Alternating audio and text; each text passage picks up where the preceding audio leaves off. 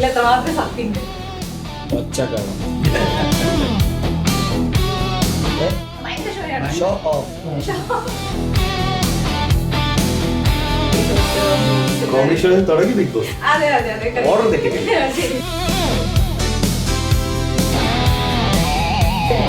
വേറെ തനിക്ക് നല്ല സിനിമ എടുത്തു.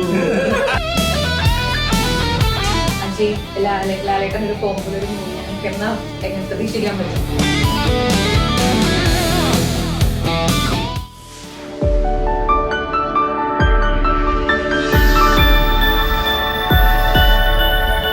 അജയ്, നമ്മുടെ ഷിജിച്ചേട്ടൻ ഓൾറെഡി നമ്മുടെ സ്റ്റുഡിയോയിൽ ഒരിക്കലും വന്നിട്ട് ഇന്റർവ്യൂ തന്നിട്ടുള്ളതാണ്. അപ്പൊ അന്ന് ആ ഒരു ടൈമിൽ ഞാനൊരു ക്വസ്റ്റ്യൻ ചോദിച്ചിട്ടുണ്ടായിരുന്നു.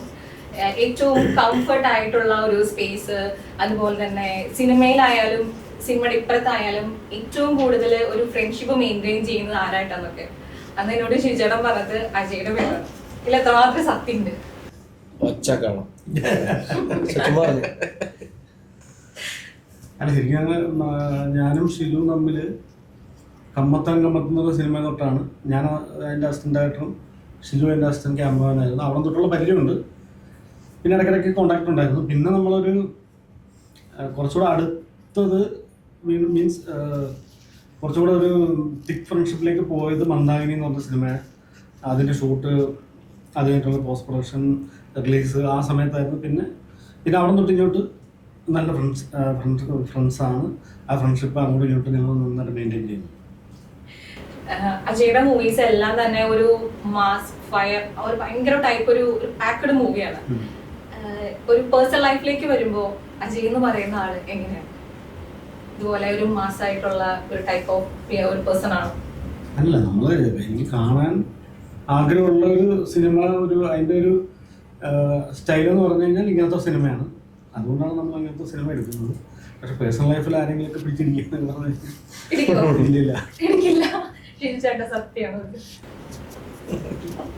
നിങ്ങൾ ഇത്ര ക്ലോസ് ആയിട്ടുള്ള ആൾക്കാരാണ്. എന്താണ് വേണ്ട പേടിപ്പിച്ചിട്ടുണ്ടോ വന്നേക്കാളും മുൻപായിട്ട് ഒന്നും പറയുന്നു പറഞ്ഞിട്ട്? പേടിപ്പിക്കും. ഇപ്പൊ തന്നെ ഈ ഇന്റർവ്യൂവിന് വരുന്നതിന് മുന്നേ രാവിലെ 8 മണി മുതൽ ബഹളം വെച്ചോണ്ടിരിക്കുക. പോട്ടെ റെഡിയാണ്. ഉറങ്ങാൻ സമ്മതിക്കില്ല. എന്നിട്ട് കുട്ടി പറഞ്ഞൊരു 10 മിനിറ്റ് കഴിഞ്ഞിട്ട് റെഡിയാണെന്ന് പറഞ്ഞു. പിന്നെ വന്നിട്ട് പറയാണ് അത് 1/2 മണിക്കൂർ കഴിഞ്ഞ് നമ്മളെ കംഫർട്ടായിട്ട് വിട്ട് കഴിഞ്ഞാൽ നമ്മൾ കറക്റ്റായിട്ട് എഴുതി റെഡിയാവും. ആ രീതിയിലുള്ള ടോർച്ചറുണ്ട്. ഞാൻ അവിടെ ഇന്റർവ്യൂ ആയിരുന്നില്ല. നമ്മൾ 10 മിനിറ്റ് പുഷ്പം പോലെ ചെയ്ത് പോയി. ഇപ്പൊ നോക്കിയേ 1.5 മണിക്കൂറായി ലൈറ്റ്. അതെന്താ പ്രശ്നം? ആ ക്യാമറ അറിയാം എങ്ങനെ ലൈറ്റ് ചെയ്യണമെന്നുള്ളത്. ഇവിടെ വന്ന് അവനെ പഠിപ്പിക്കാൻ വേണ്ടി അത് മാറ്റി അത് കൊളാകും. ഇങ്ങനെ പറയരുത്. നമ്മുടെ ക്യാമറമാന് ഭയങ്കര മാനസികമായിട്ട് ബുദ്ധിമുട്ടുണ്ടാക്കുന്ന കാര്യങ്ങളാണ്. അല്ലല്ല, ക്യാമറ കറക്റ്റായിട്ട് ചെയ്തതാണ്. ഇവിടെ വന്നിട്ട് ഞാൻ ക്യാമറ എന്ന് അറിയിക്കാൻ വേണ്ടി അങ്ങോട്ട് തിരിച്ചു വെക്കും, ഇങ്ങോട്ട് തിരിച്ചു വെക്കും. ഷിജുചേട്ടൻ എങ്ങനെയാ? ആളിച്ചിരി ഷോർട്ട് ആണോ? ഭയങ്കര ഷോയാണ്. Show off. Show man. നീ കെട്ട് അടുത്ത വർഷം അങ്ങനെ വേണ്ട. ഇപ്പൊ നിങ്ങൾ 3 പേരും ഇപ്പം കറന്റ്ലി ഇപ്പം ദുബായിലാണ്. നിങ്ങൾ 3 പേരും ഒരുമിച്ച് വന്നത് എന്തെങ്കിലും പുതിയ പ്രൊജക്ടിന്റെ ഭാഗമായിട്ടാണ്? അതോ ചുമ്മാ ഒരു വെക്കേഷൻ മൂഡ്, ഒരു ട്രിപ്പ് അങ്ങനത്തെ രീതിയിൽ നിങ്ങൾ 3 പേരും വന്നതാണോ? എന്തിനാ വന്നത്? Just trip. അല്ല ട്രിപ്പ് മൂടാണ്. പക്ഷെ വന്നതിന് ഇനാഗ്രേഷൻ ഉണ്ടായിരുന്നു. ടോട്ടൽ ഫിറ്റ് എന്നുണ്ട്.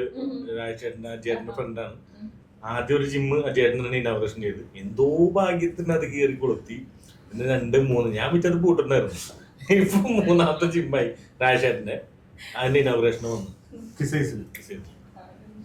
നിങ്ങൾക്ക് പോവാം, നമുക്ക് ഡിസ്കൗണ്ട് കിട്ടും. ഡിസ്കൗണ്ട് കിട്ടും. അത്യാവശ്യം ഫിറ്റ് ആയിട്ടുള്ള ആൾക്കാരാണ്. അതാണ് ലേറ്റ് ആയത്. ആ ഫിറ്റല്ല, 50 പുഷപ്പ് എടുക്കാൻ വേണ്ടിട്ട് 20 മിനിറ്റ് ഞാൻ വെയിറ്റ് ചെയ്തു. ഓക്കെ, അഖിൽ, ബിഗ് ബോസും തുടങ്ങി, അതുപോലെ തന്നെ ഒരുപാട് comedy shows, movies. Comedy show തുടങ്ങി ബിഗ് ബോസ്. അതെ അതെ അതെ. ഓർഡർ തെറ്റിക്കില്ല. കോമഡി ഷോ തുടങ്ങി ബിഗ് ബോസ്. പിന്നെ അതിന് മുന്നേ സ്റ്റേജ് പരിപാടി തുടങ്ങി. അതെ അതെ, സ്റ്റേജ് കാര്യങ്ങളൊക്കെ ആയിട്ട് മൊത്തത്തിൽ ആക്റ്റീവായിട്ട് പോവാണ്. എനിക്ക് ചോദിക്കാനുള്ള ഒരൊറ്റൊരു ചോദ്യമാണ്. ഇപ്പം എനിക്ക് തോന്നുന്നു കോമഡി ഷോസ് ഒക്കെ ചെയ്യുന്ന സമയത്തായാലും അതില് ഭയങ്കര ഒരു പോപ്പുലർ ആയിട്ടുണ്ട് ആൾക്കാരുടെ ഇടയിലൊക്കെ ആയിട്ട്. അതെ, അങ്ങനെ തന്നെയാണ്. എന്റെ അമ്മയൊക്കെ ഭയങ്കര ഫാനായിരുന്നു അഖിലിന്.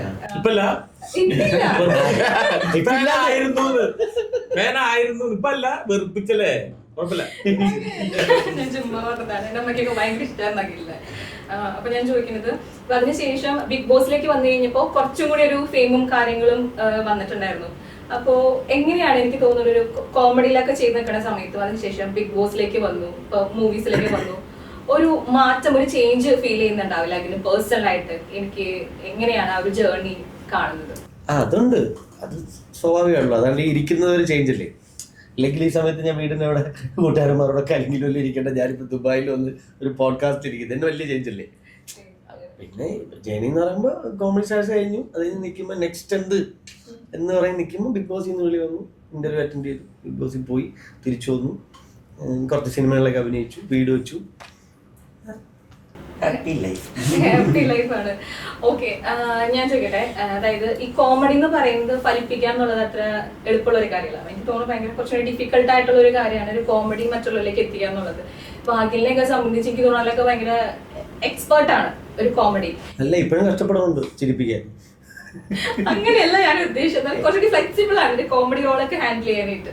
ഓക്കെ, അപ്പോ ഞാൻ ചോദിക്കുന്നത്, ഇങ്ങനത്തെ കോമഡി റോൾസ് കാര്യങ്ങളൊക്കെ നമ്മൾ ചെയ്യുന്ന സമയത്ത് നമ്മുടെ പേഴ്സണൽ ആയിട്ടുണ്ടാകുന്ന കുറെ എക്സ്പീരിയൻസ് നമുക്ക് ഉണ്ടാവും. നമുക്ക് അതൊക്കെ ഹെൽപ്പ് ചെയ്യാറുണ്ടോ? അല്ലെങ്കിൽ ഒരു ഇങ്ങനെ റോള് തരുമ്പോഴത്തേനും അതിനുവേണ്ടി പ്രത്യേകിച്ച് ഒരു ഹോംവർക്ക് കാര്യങ്ങളൊക്കെ ചെയ്യും? എങ്ങനെയാണ് അതിലേക്ക് ആ ഒരു കോമഡി എന്ന് പറയുന്ന സാധനം നമ്മൾ പ്രേക്ഷകരിലേക്ക് എത്തിക്കുന്നത്?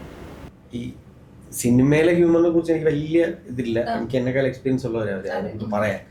അല്ലാതെ ഇപ്പൊ സ്കിറ്റിനെ കുറിച്ച് പറയുകയാണെങ്കിൽ നമ്മളിപ്പോ നാട്ടിൽ നടന്നതോ അല്ലെങ്കിൽ കൂട്ടുകാരന്മാർ പറഞ്ഞതോ നമ്മൾ എവിടെയെങ്കിലും കണ്ടതോ ആയിട്ടുള്ള ഇഷ്ടംപോലെ സംഭവങ്ങൾ നമ്മൾ സ്കിറ്റ് ഉണ്ടാക്കുമ്പോൾ വരും.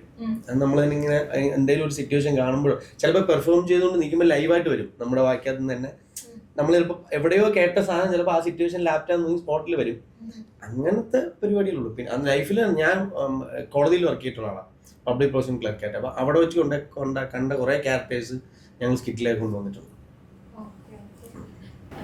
അജയിലേക്ക് വരാണെങ്കിൽ എല്ലാവർക്കും ഒരു ക്വസ്റ്റ്യൻ ഉണ്ടാവും. കാരണം മൊത്തത്തിൽ ഒരു മാസ പടങ്ങൾ ചെയ്തിട്ടുള്ള ഒരു ആളാണ്. അപ്പം ഒരു ഒരു ഒരു നോർമൽ ആയിട്ടുള്ള ഒരു പടം, അതായത് മാസുകൾ കാര്യങ്ങളൊന്നുമില്ല, ഒരു സാധാരണ ടൈപ്പിലുള്ള ഒരു മൂവീസ് എടുക്കണം എന്നൊക്കെ ഒരു ഫീലിങ്സ് ഉണ്ടോ? അല്ലെങ്കിൽ എനിക്ക് എന്റെ ഒരു വേ അല്ലെങ്കിൽ ഒരു മാസാണ് അങ്ങനത്തെ എന്തെങ്കിലും ഉണ്ടോ? വേറെ തനിക്ക് നല്ല സിനിമ എടുത്തു മര്യാദക്ക് സിനിമ എടുത്തു അതല്ല അതല്ലല്ലോ. അതല്ല ഞാൻ ഉദ്ദേശിച്ചത്.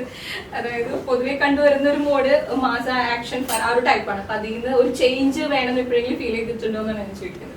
ഇല്ല, നമുക്ക് ഇഷ്ടമുള്ള ടൈപ്പ് സിനിമകൾ ചെയ്യാന്നുള്ളതാണ് നമ്മളുടെ താല്പര്യം. അപ്പൊ ആ ടൈപ്പ് സിനിമ തന്നെ ചെയ്യുന്നതായിരിക്കും നല്ലതെന്ന് എനിക്ക് തോന്നുന്നു. അജയുടെ ലാസ്റ്റ് ചെയ്ത പടം ഏതാ? അജയുടെ ലാസ്റ്റ് ഡയറക്ട് ചെയ്തു പകലും അത് ഇന്ത്യയിലെ ജോണർഷിപ്പ് ആയിട്ടുള്ള സിനിമയായിരുന്നു. അതെ, കുറച്ച് ത്രില്ലർ ടൈപ്പ് മോഡിൽ വന്നൊരു പടമായിരുന്നു. ഒരു ചേഞ്ച് തന്നെയായിരുന്നു അത്. എനിക്കൊക്കെ അജയേട്ടന്റെ സിനിമ എന്നാലും എനിക്ക് ഷൈലോക്ക് അതുപോലത്തെ അത് എനിക്ക് ആഗ്രഹം. പ്രേക്ഷകൻ ബന്ധം വെച്ചിട്ടല്ലാതെ പ്രേക്ഷകനായിട്ട് ഇനിയുമ്പോൾ എനിക്ക് അജയേട്ടന്റെ ഒരു പടം വരുന്ന പറയുമ്പോൾ എനിക്കിഷ്ടം. ഞാൻ എൻജോയ് ചെയ്ത് കണ്ട പടങ്ങളായി രാജാതിരാജയും മാസ്റ്റർ പീസും ഷൈലോക്ക് തിയേറ്ററിൽ വിസിലടിച്ച് കണ്ട പടം. അപ്പൊ അതുകൊണ്ട് അജയേട്ടൻ ഒരു പടം ചെയ്യുമ്പോൾ അങ്ങനത്തെ ഒരു പടം ആഗ്രഹം പ്രേക്ഷകൻ എന്നതിൽ. അഖിലിനെ എങ്ങനെയാണ് അജയ് എന്ന് പറയുന്ന ഒരാളുടെ ഇത്രയ്ക്കും ഒരു ആത്മബന്ധം വന്നത് എന്ന് മുതൽ? ഇപ്പൊ ഞാൻ സിനിമ ഇൻഡസ്ട്രിയിലോട്ട് വന്നിട്ട് കുറച്ച് നാളായിട്ടുള്ളൂ, ഇതിന് വർഷങ്ങളായിട്ടുള്ള ആൾക്കാരാണ്. ഞാൻ ഇവർക്കിടയിലേക്ക് വരുന്നത് മന്ദാകിനിയാണ്. മന്ദാകിനി സിനിമയിലാണ് ഈ അജയേട്ടനുമായിട്ടും ഷിജനായിട്ടും ഒക്കെ ഉള്ള ഈ ഒരു ബന്ധം ഉണ്ടാകുന്ന മന്ദാകിനി സിനിമയാണ്. ആ സിനിമയാണ് സത്യത്തിൽ എൻ്റെ ഒരു ഇപ്പൊ ഓരോ ഇതുണ്ടല്ലോ ടേണിംഗ് പോയിന്റ് എന്ന് പറയും. നമുക്കൊരു സ്പേസ്, ഒരു സ്ഥലം ഉണ്ടാവും, അവിടെ നിന്നാണ് നമ്മൾ തിരിഞ്ഞെന്ന് പറയുന്ന പോലെ എൻ്റെ ഒരു എന്താ പറയുന്നത് കരിയറിലെ ഒരു ടേണിംഗ് പോയിന്റ് ആണ് മന്ദാകിനി. നമ്മളൊരു അതുവരെ ആ ടി വിയിൽ കോമഡിയിലുള്ള പയ്യൻ അല്ലെങ്കിൽ ബിഗ് ബോസിലുള്ള പയ്യൻ എന്ന് പറഞ്ഞുകൊണ്ടിരുന്നിടത്ത് നമ്മളിപ്പോ ഒരു പരിപാടിക്ക് പോകുമ്പോൾ ആക്ടർ, ഇപ്പം കുട്ടിയകിൽ എന്ന് എഴുതിയിട്ട് ഇപ്പം കൊമേഡിയൻ അല്ലെങ്കിൽ TV ഫെയിം എന്ന് എഴുതുന്നതിന്റെ കൂടെ ആക്ടർ എന്ന് എഴുതി തുടങ്ങിയത് മന്ദാകിനിക്ക് ശേഷമാണ്. അപ്പോൾ നമ്മുടെ ആഗ്രഹം അതല്ലേ, സിനിമയിൽ അഭിനയിക്കുക, സിനിമാ നടനാണെന്ന് ആൾക്കാർ പറയുക. അത് പറഞ്ഞു തുടങ്ങിയത് മന്ദാകിനി തൊട്ടാണ്. അവിടെ നിന്നാണ് ഇവരെല്ലാരും എനിക്ക് കിട്ടിയത്, അങ്ങനെ പറയാം. കുട്ടിയകിൽ എന്ന് പറയുന്നുണ്ട്, നിങ്ങളെ സംബന്ധിച്ച് അഖിലൊരു കുട്ടിയകിൽ തന്നെയാണോ? ഉത്തരവില്ല, ഉറങ്ങിയോ? ഞാൻ നിങ്ങളല്ല പറയുന്നത്, നീയാ പറയണ്ട, പിന്നെ കുട്ടിയോടാണ് ചോദിക്കേണ്ടത്. എല്ലാരും ഒന്നൊന്നര അഖിലാണ്. കുട്ടിയല്ല. അത് കാലത്ത് എനിക്ക് അമ്പലത്തിൽ പോവാ, അങ്ങനെ കുറെ കാര്യങ്ങളുണ്ട്.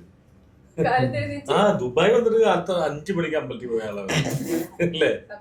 ആള് അമ്പലത്തിൽ പോയി. എന്നിട്ട് ഞങ്ങള് ഡോറ് ക്ലോസ് ചെയ്യാതിരിക്കാൻ വേണ്ടിട്ട് അതിനാണ് ചാവി ഡോറിന്റെ ഷൂ ഒക്കെ ചുമ്മാ പറഞ്ഞ ഞാനീ നേരത്തെ കിടന്ന് ഉറങ്ങി രാവിലെ എണീക്കാത്ത കളിയാക്കുന്നത്.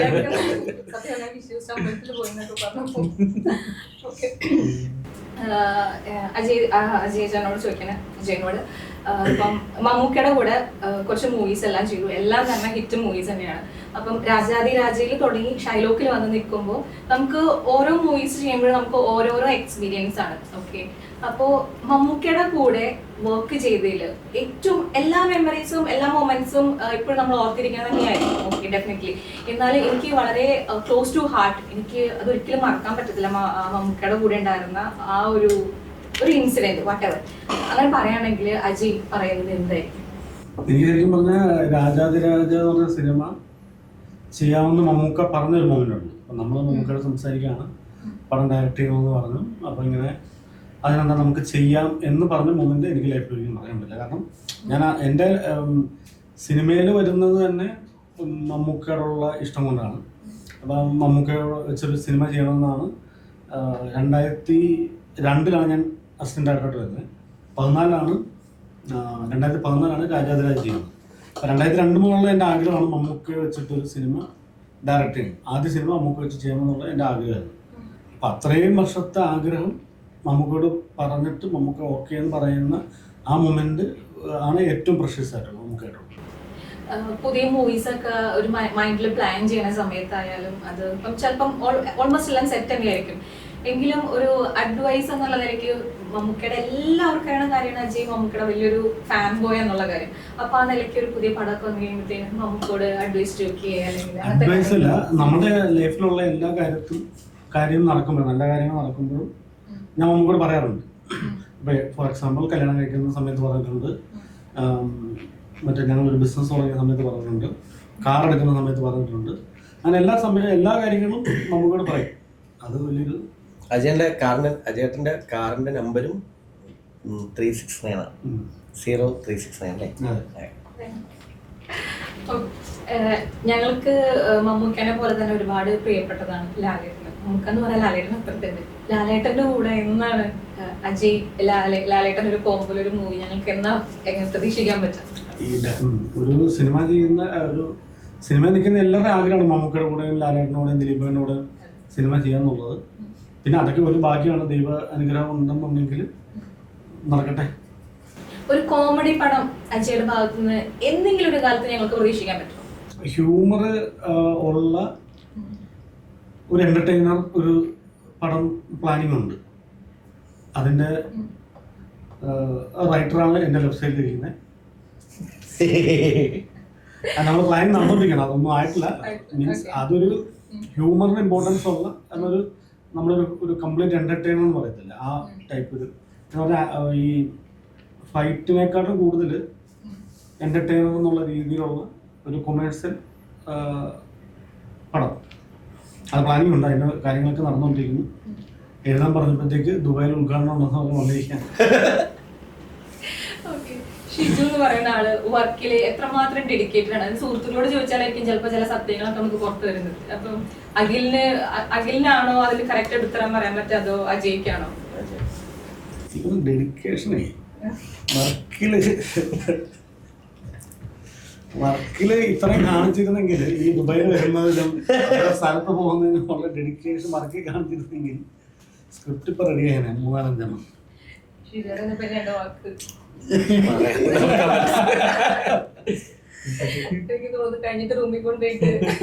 അല്ല ഭയങ്കര ഡെഡിക്കേറ്റഡ് ആണ്, ഞാൻ പറഞ്ഞില്ല. അതായത് ഇപ്പം നമുക്കറിയാവുന്നതെന്ന് പറഞ്ഞു കഴിഞ്ഞാൽ ഷിജു ഒരു പ്രൊജക്ട് ഉണ്ടാക്കാൻ വേണ്ടി മന്ദാകിനി എന്ന് പറഞ്ഞ സിനിമ എന്താണ് ഒരു വെബ് സീരീസ് എന്താണ് ഷോർട്ട് ഫിലിമായിട്ട് പ്ലാൻ ചെയ്തതാണ്. അവിടുന്ന് അത് പിന്നീട് ഇവരുടെ എഫേർട്ട് കൊണ്ട് ഇവർ നടന്ന് പ്രൊഡ്യൂസറെ കണ്ടുപിടിച്ച് ആർട്ടിസ്റ്റിൻ്റെ അടുത്ത് ചെന്നു സിനിമയായിട്ട് ഇറങ്ങി അത് സക്സസ് ആയി കാണിച്ചു. അതൊരു ഡെഡിക്കേഷൻ ഇല്ലാതെ അങ്ങനെ നടക്കില്ല. കാരണം അതിന് പുറകെ നടക്കണമല്ലോ. ഒരു ഷോർട്ട് ഫിലിം എന്ന് പറഞ്ഞ സാധനം സിനിമയാക്കാൻ ശ്രമിക്കുന്നു.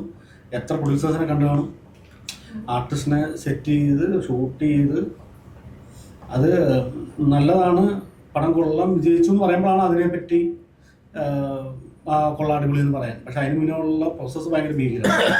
അതങ്ങനെ ഡെഡിക്കേറ്റഡ് ആയിട്ട് നിന്ന് കഴിഞ്ഞാൽ മാത്രം നടത്തും.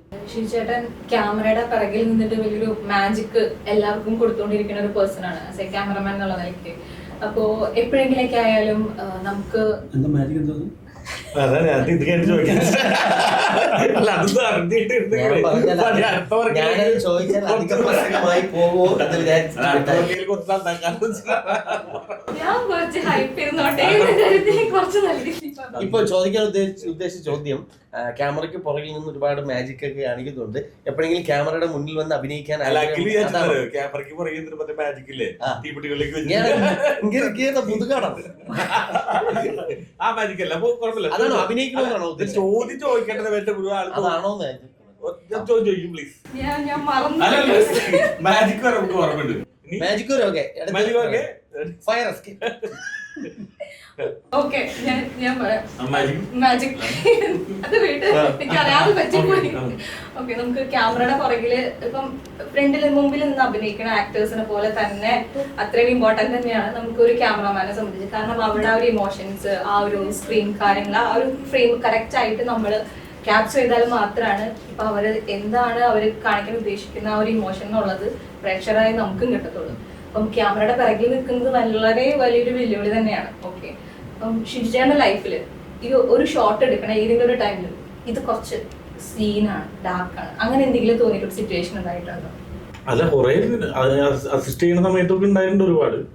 പെട്ടെന്ന് പറഞ്ഞാൽ എന്തായാലും ഒരു സിംഗിൾ ഷോട്ട് ആയിരുന്നു. അതേപോലെ നമുക്ക് കുറച്ച് സമയമുള്ളൂ, ഇത്ര ആർട്ടിസ്റ്റുകളുടെ മൂവ് ചെയ്യാൻ ടൈം കുറവാണ്.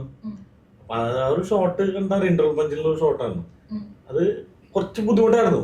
നമുക്കിത് ടൈം ഇല്ലാത്തതുകൊണ്ടാണ്. ഞാൻ ഭയങ്കര സിംഗിൾ ഷോട്ട് ഫാനാണ്. ഇപ്പൊ ലിജോ ജോസിന്റെയും അങ്കമാലി ഡയറക്ടറിലേക്ക് ഷോട്ടൊക്കെ ഞാൻ വൻ ഫാനാണ്.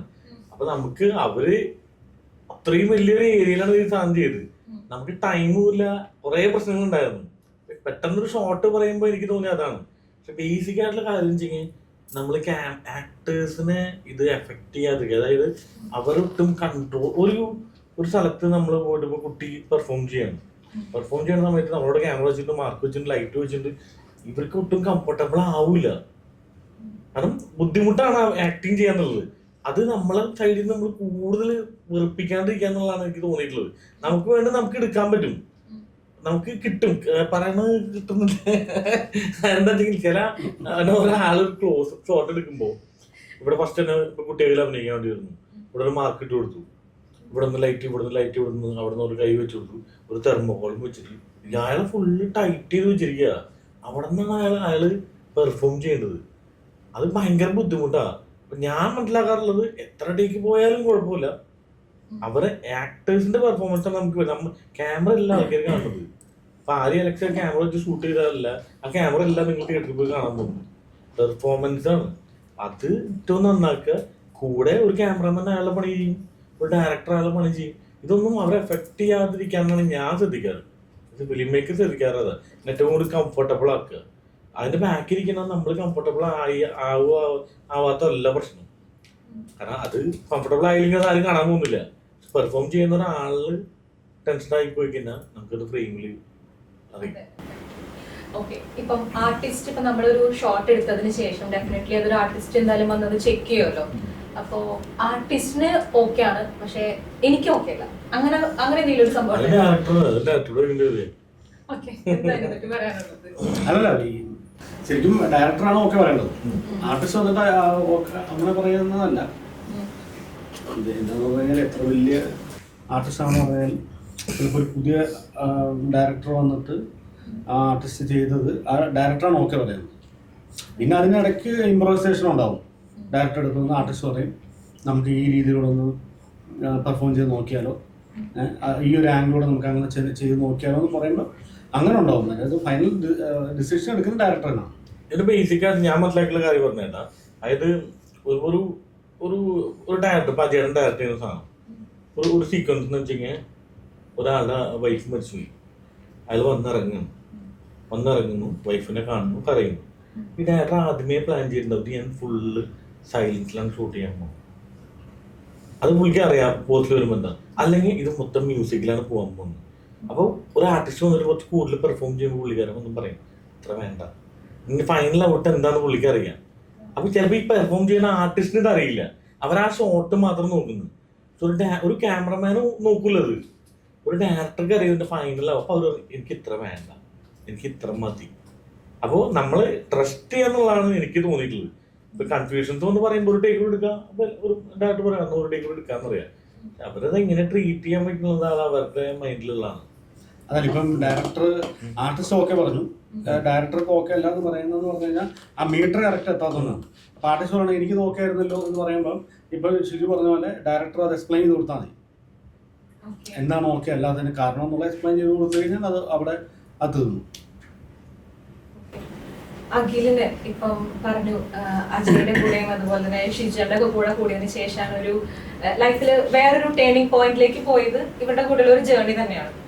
ഓക്കെ, അപ്പോ ലൈക്ക് ഈ ഒരു മൊമെന്റ് വരെ ലൈക്ക് ഇവരുടെ കൂടെ കൂടിയതിന് ശേഷം ഇനി ലൈഫ് എങ്ങനെ മുന്നോട്ട് കൊണ്ടുപോകണം, ലൈക്ക് അങ്ങനെ ഉദ്ദേശിച്ചത് മൂവീസിനൊക്കെ പറ്റിയിട്ടൊക്കെ കൂടുതൽ അറിവുകൾ കാര്യങ്ങള് പല കാര്യങ്ങളിലായാലും ഒരുപാട് നോളജ് കാര്യങ്ങളൊക്കെ ഇപ്പൊ ഇവരുടെ കയ്യിൽ കൂടെ കൂടി ഇപ്പൊ കിട്ടിയിട്ടുണ്ടാവും. അപ്പോ ഇത് വെച്ചിട്ട് ഇപ്പം അഖിലിന്റെ മനസ്സിൽ ഒരു പുതിയ എന്തെങ്കിലും ഒരു പ്ലാനിങ്സ് ലൈക്ക് ഇവരുടെ പോലെ തന്നെ ഒരു ഡയറക്ടർ ആണെന്നോ അല്ലെങ്കിൽ ഒരു എന്തെങ്കിലും ടൈപ്പിൽ ഒരു ചിന്താഗതി ഉള്ളിൽ പോയിട്ടുണ്ടോ? ആക്ടിങ് അല്ല ഡയറക്റ്റ് ചെയ്യണം, സംവിധാനം ചെയ്യണം എന്നുള്ള ഭയങ്കര ആഗ്രഹമുള്ള ആളാണ് ഞാൻ. പക്ഷേ ഞാൻ അതായത് എനിക്കതിനെ കുറിച്ച് ഞാൻ പഠിക്കുന്നേ ഉള്ളൂ കാര്യങ്ങളൊക്കെ. അപ്പം എന്നെങ്കിലും ഒരിക്കൽ സംവിധാനം ചെയ്യുമായിരിക്കും, എനിക്കറിയില്ല. പക്ഷെ എനിക്ക് സംവിധാനം ചെയ്യണം എന്ന് ഭയങ്കര ആഗ്രഹമുള്ള ആളാണ്.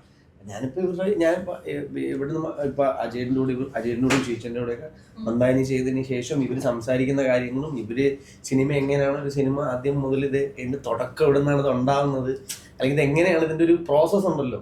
നമ്മള് ലൊക്കേഷനിൽ ചെന്ന് അല്ലെങ്കിൽ നമ്മുടെ അടുത്ത് വന്ന് ഇപ്പൊ കഥ പറയുമ്പോഴോ മാത്രമാണ് നമ്മൾ ആ സിനിമയിലേക്ക് ഇന്നാവുന്നത് അഭിനയിക്കുന്നവര്. അതിന്റെ മുന്നേ ഉള്ള ഭയങ്കര ജേണി ഉണ്ട്, യാത്ര എന്നാണ്. അതിന്റെ ഒരു കഷ്ടപ്പാട് ഭയങ്കര. ഈ ഷിജുവിന്റെയും നമ്മളുടെയൊക്കെ ഒരുപാട് സബ്ജക്റ്റുകൾ കുട്ടി കണ്ടിട്ടുണ്ട്, പല പ്രൊജക്ടിന്റെ ഭാഗമായിട്ട് അത് കോർഡിനേറ്റ് ചെയ്ത് അല്ലേ, അങ്ങനെ പല സംഭവങ്ങളും നടക്കുന്നുണ്ട്.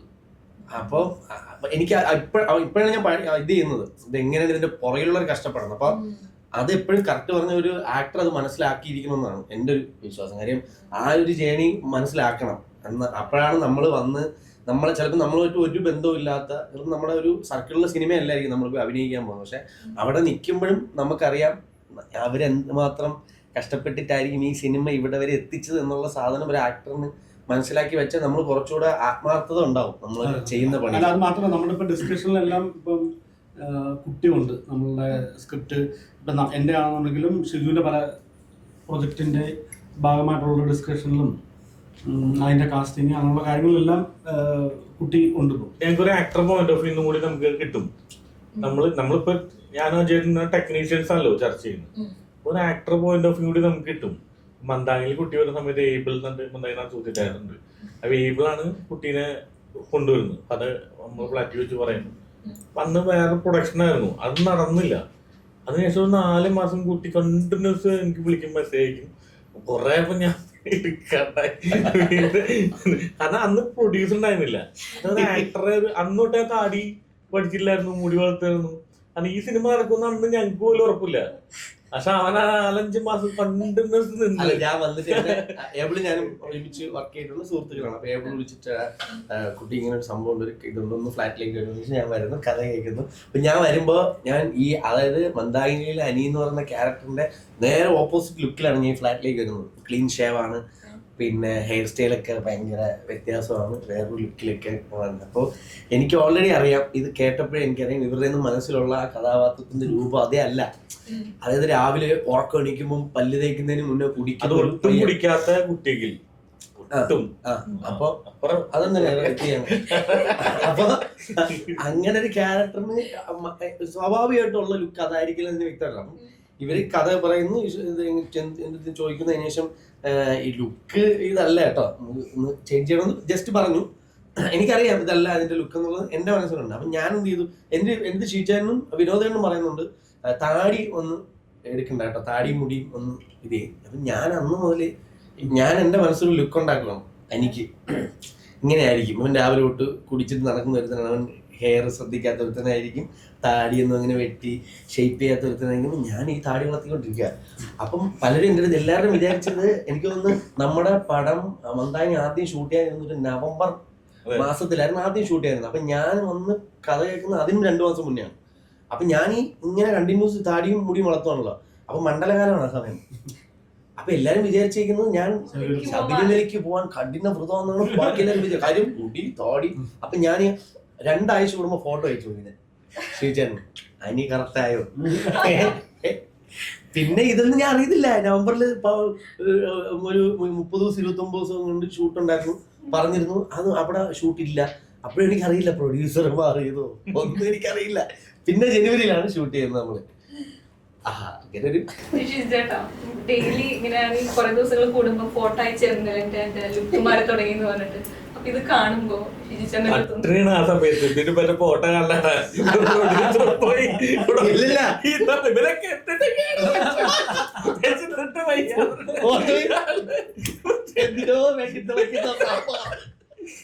ഇവൻ പടവുമില്ല അവന്റെ ഫോട്ടോ ആലോചിക്കുക എന്ത് ചെയ്യും. ഞാൻ മാത്രല്ല 8 പേരുണ്ട് ഫ്ലാറ്റില്. ഇന്ന് രാത്രി എന്ത് കൂടി കഴിക്കും ആലോചിച്ചിരിക്കുമ്പോഴാണ് ഇവന്റെ ഫോട്ടോ അയച്ചത്. അവസ്ഥ ആലോചിക്കേണ്ടത്. എന്നിട്ടും അയ്യോ എന്താറിയോ, 8 ക്രൂസിൽ ടൈമില് മുട്ട വാങ്ങിക്കാൻ പൈസ ഉണ്ടാവില്ല. എന്ത് ചെയ്യുന്ന ആലോചിക്കുമ്പോ അവരുടെ ഫോട്ടോ വരും. ഇനിയിപ്പോ വിചാരിക്കും ഇപ്പം കൊറേ ഇങ്ങനെ ഫോട്ടോസ് ഒക്കെ അയച്ച് അഖില് ഒരു ടൈമിൽ വിചാരിക്കണേ ഇത് നടപടിയൊന്നും തോന്നണില്ല എന്ന് വിചാരിക്കും. ഇവര് സ്കിപ്പ് ചെയ്യാൻ എപ്പോഴെങ്കിലും തോന്നിയായിരുന്നു മൈൻഡിലൊരു തോട്ട്?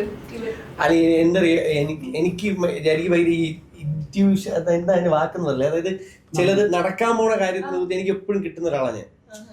അത് എന്താന്ന് എനിക്കറിയില്ല. ചില ഇത് നടക്കും, അല്ലെങ്കിൽ ഇന്ന സാധനം ഇത് നടക്കൂല. ഇതുവരെയും ചെറിയ ചേഞ്ചസ് വന്നിട്ടുള്ളൂ എനിക്ക് അങ്ങനെ തോന്നിയ കാര്യങ്ങൾ. അപ്പൊ എനിക്ക് എന്തോ എന്റെ മനസ്സിൽ തോന്നുന്നു ഇത് നടക്കും, ഈ സിനിമ നടക്കും എന്ന് തോന്നുന്നുണ്ട്. പക്ഷെ ഇത് എപ്പോ നടക്കും എന്നുള്ളത് എനിക്കറിയില്ല. ഇപ്പം ആദ്യം ഷൂട്ട് മാറിപ്പോയപ്പോഴേ എനിക്കറിയാം ഇത് ഉണ്ടാവും, പക്ഷെ ഇത് എപ്പോഴാന്ന് എനിക്കറിയില്ല. കാര്യം ഏബിള് പോലും കറക്റ്റ് കാര്യം പറയത്തില്ല എന്റെ കൂട്ടുകാരനാ. ആ സമയത്ത് എന്നെ വേറൊരു സിനിമ വിളിച്ചിട്ടുണ്ടായിരുന്നു. ആ വിളിച്ചിട്ട് എനിക്ക് ആദ്യമായിട്ട് എനിക്ക് അഡ്വാൻസ് കിട്ടി. സാധാരണ എനിക്ക് നമ്മൾ സിനിമ എന്ന് പറഞ്ഞാൽ ആയിട്ടില്ലല്ലോ. അപ്പൊ എനിക്കൊരു സിനിമയിൽ നിന്ന് അഡ്വാൻസ് വന്നു, ചെറിയൊരു എമൗണ്ട്. അപ്പൊ ഞാൻ അഡ്വാൻസ് മേടിച്ചിട്ട് സിനിമയിൽ നിന്ന് അഡ്വാൻസ് കിട്ടിയല്ലോ എന്നിപ്പോ ഞാനെങ്ങനെ ഇരിക്കുകയാണ്. ആ സമയത്താണ് പെട്ടെന്ന് വിളിച്ചിട്ട് മന്ദാകിനി തുടങ്ങുന്നു പറഞ്ഞു. അപ്പൊ രണ്ടും ഒരേ സമയത്താണ് സിനിമ. അപ്പൊ എനിക്ക് അന്ന് ഷിജുവിനായിട്ട് ഇത്ര ബന്ധമില്ല, എനിക്ക് അജയനുമായിട്ട് വലിയ ബന്ധമില്ല. അപ്പൊ എനിക്ക് ഇതിലേത് ചൂസ് ചെയ്യണം എന്നുപോലുള്ള ഇതെനിക്കില്ല. രണ്ടും കുഞ്ഞു സിനിമകൾ തന്നെയാണ്. അപ്പോൾ ഞാൻ എന്ത് ചെയ്തു, ഞാൻ ആ പൈസ മേടിച്ച പൈസ അവിടെ തിരിച്ചു കൊടുത്തിട്ട് ഞാൻ മന്ദാകിനി ചെയ്യുന്നു. അതും കുഞ്ഞു സിനിമയാണ്, പക്ഷെ അത് എൻ്റെ കറക്റ്റ് ആയിരുന്നു. ആ സിനിമ ഷൂട്ടിംഗ് കംപ്ലീറ്റ് ആയിട്ടില്ല. അതേത് സിനിമ പറയാൻ പറ്റുമോ? പറയണം. ആദ്യമായിട്ട് എൻ്റെ അടുത്ത് നിനക്കല്ലോ തന്നവര് വെറുതെ പടം അല്ല അത് എന്തോ നമുക്ക് ദീർഘവീക്ഷണം എന്ന് പറഞ്ഞു. അപ്പൊ അത് കറക്റ്റ് ആയിരുന്നു.